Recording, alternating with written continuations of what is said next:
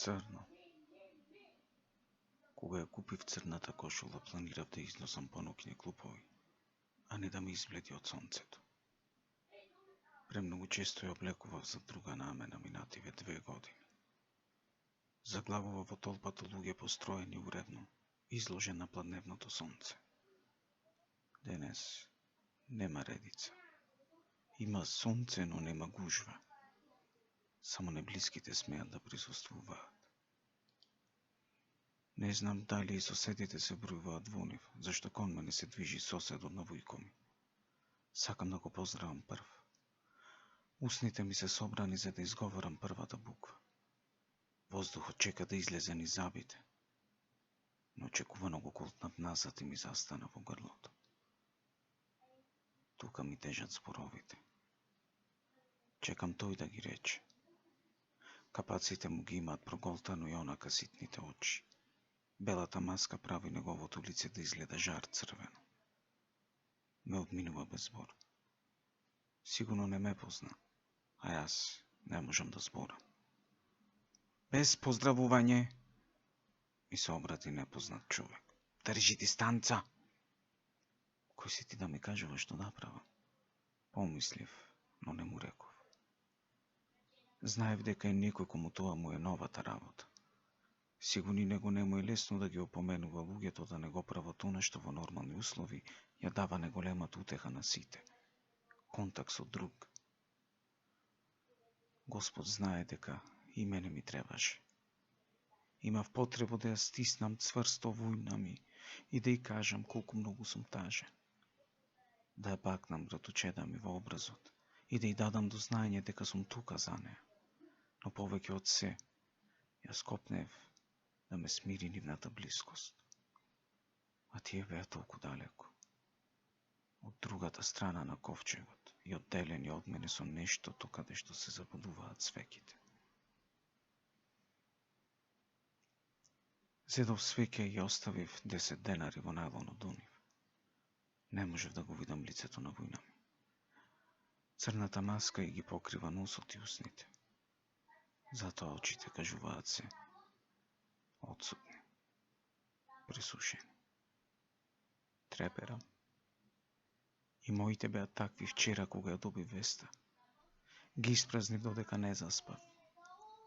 Не знаев дека болеста му се вратила. Никој не ми кажа.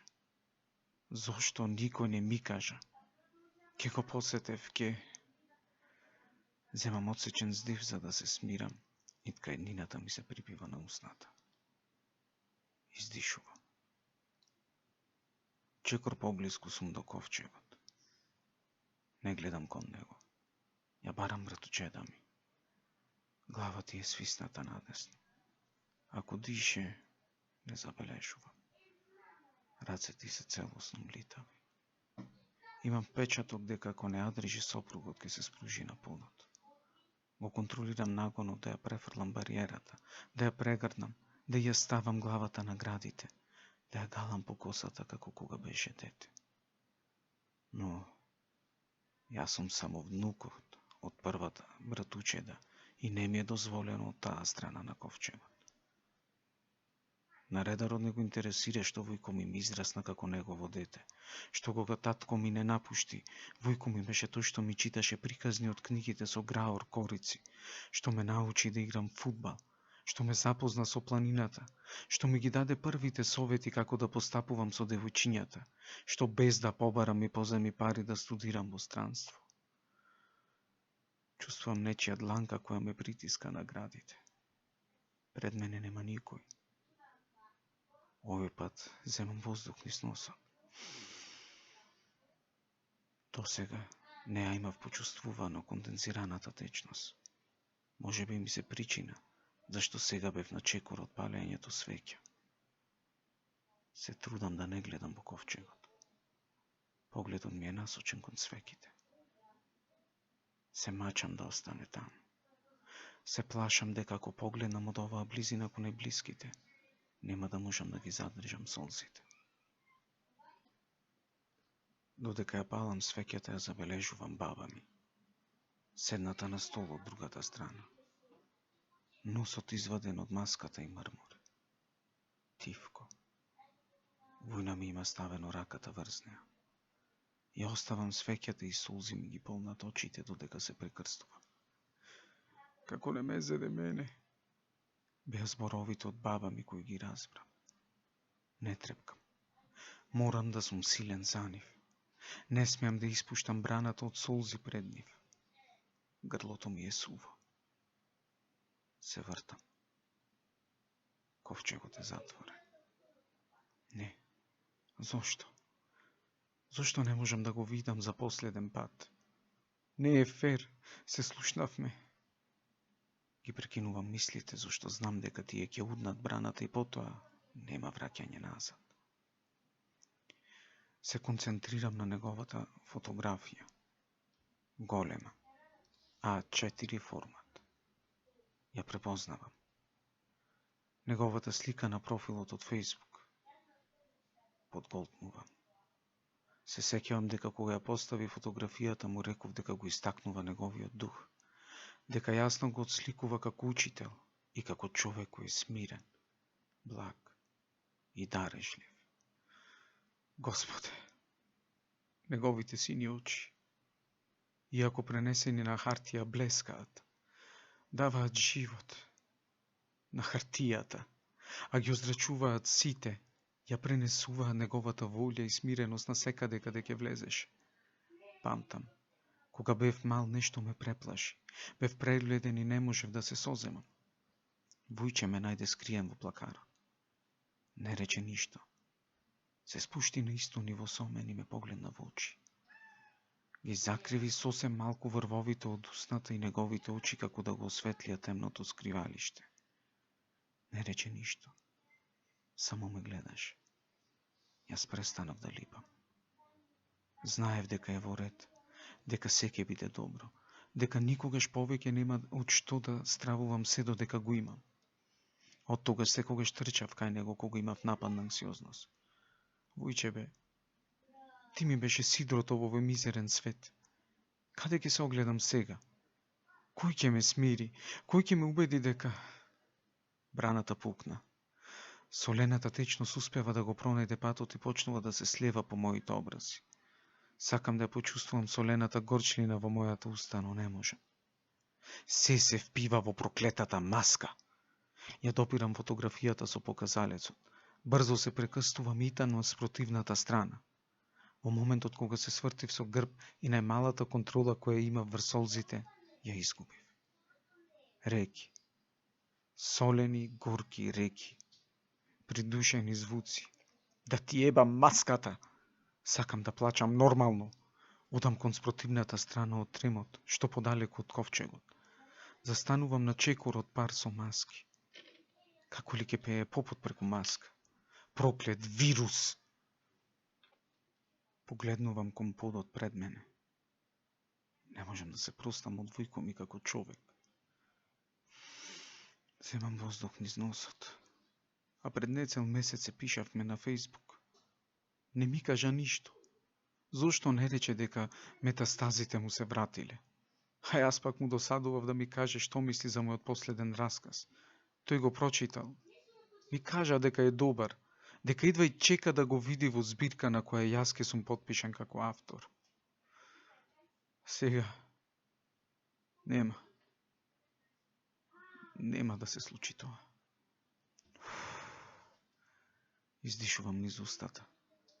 Влажноста од мојот здив ја чувствувам на влакненцата од носот.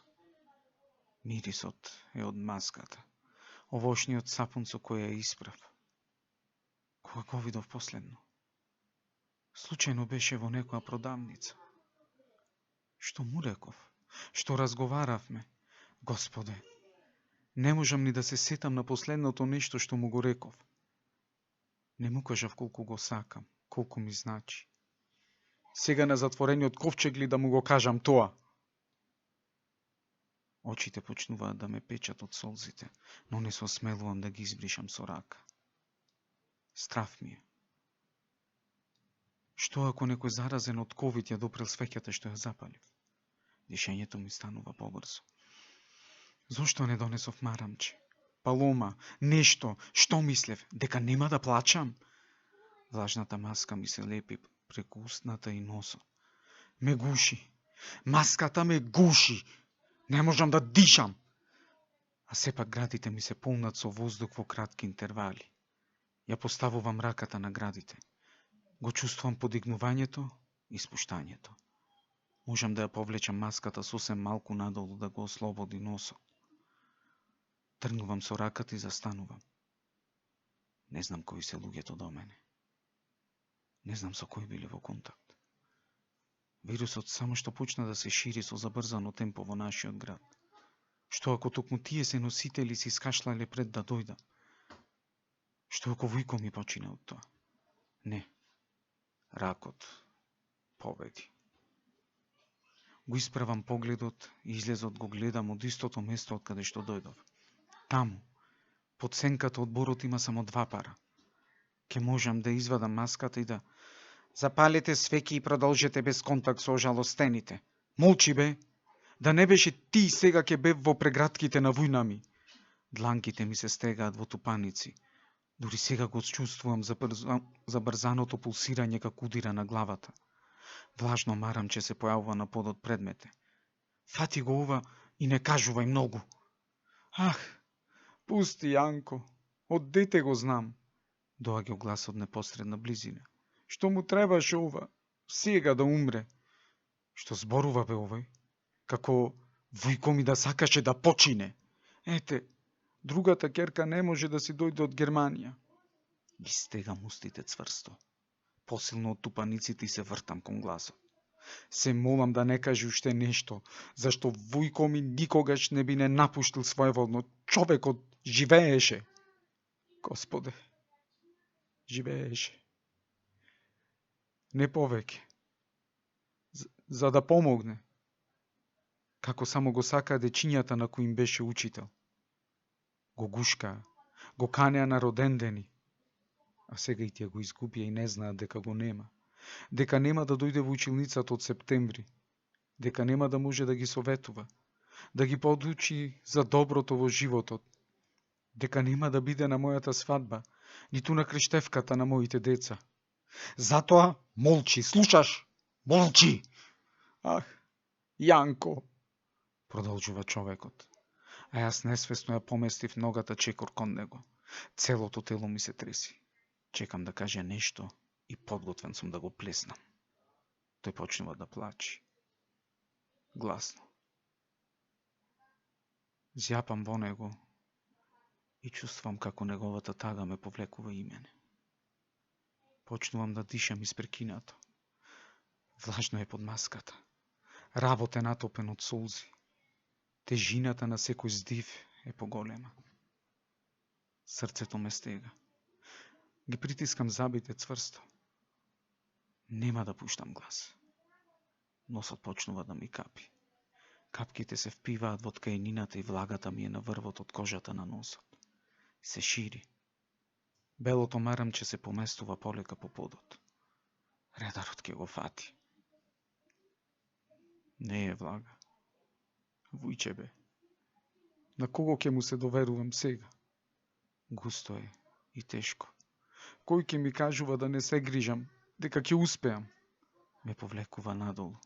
Да ти ебам животот, ни внучиња не дочека. Што се 56 години? Ми е лепи устата. Да не беше вирусов, ќе те има видено. Ке ми направеше турско и ќе разговаравме додека војна не прекине затоа што поминало полноќ. Ме гуши. Не можам ни да те видам за последен пат. Како да се простам? Се бурам за здив. Срцето ми се стега. Се смалува, бие, брзо, побрзо, воздух. Ми треба воздух. Сакам да те видам.